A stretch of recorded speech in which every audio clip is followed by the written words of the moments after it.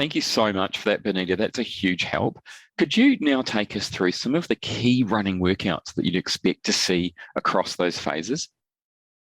The key sessions that I use in these phases, I use these sessions within all phases. Easy runs, they're really important because they're the runs that sort of make up the volume of your week. And a lot of people tend to do easy runs too fast. So people I coach, I might say slower than 5:45 pace, or keep your heart rate below 130 or something like that, because some people, they think they're not training properly if they don't feel like they're going hard every day.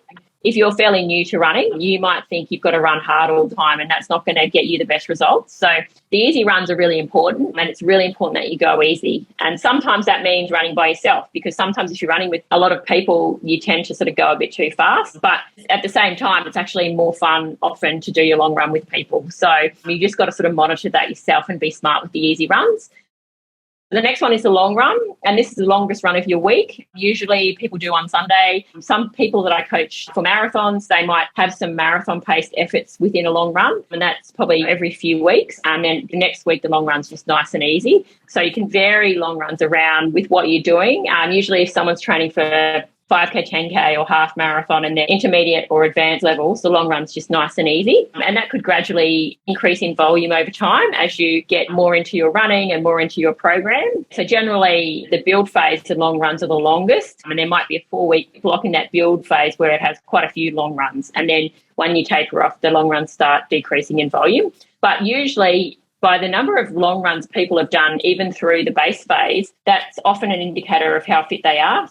If you're consistent with them, that is a really good sign of your base fitness. So don't miss the long runs. If I was going to miss a session or miss something, I miss the easy runs or even a hard run. But long runs are really important to get in each week.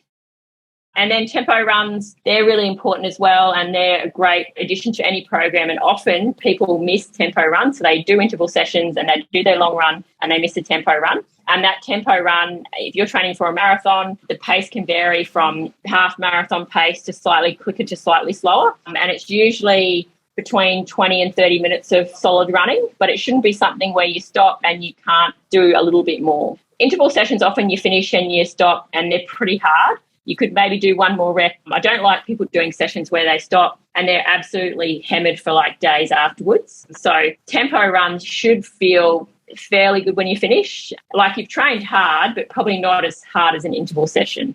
That's really working your heart, those tempo runs, and just really working that aerobic conditioning. It's so important for endurance running. Like that aerobic conditioning, how you run in the second half of your races often depends on the tempo work that you've been doing for many months before your actual big race. So they're really important not to miss. So interval sessions are good. Intervals can be hills. They could be 1K reps, mile reps. They could be 2K reps. They could be 400 reps if you're a 5K runner. So intervals have a really good place in your program, and they could be on the track. A lot of people love doing intervals on the track. A lot of people hate the track, so they might do them on the road. They might do them on the grass. People that are a bit susceptible to injury, I like to say sometimes to do grass sessions, and I think that's really important, especially in the base phase. Grass sessions are really important. But as we get into our build phase of what we're training for, it is important to be specific with the surface that you're training for as well. So sometimes interval sessions could be on the road when you're doing a marathon, or could be on the track if you're doing something like 5K on the track, which not many of us do, but interval sessions on the track are really important for that. But track sessions are fun, and a lot of people don't do track much anymore, so they're really cool to add in as interval sessions.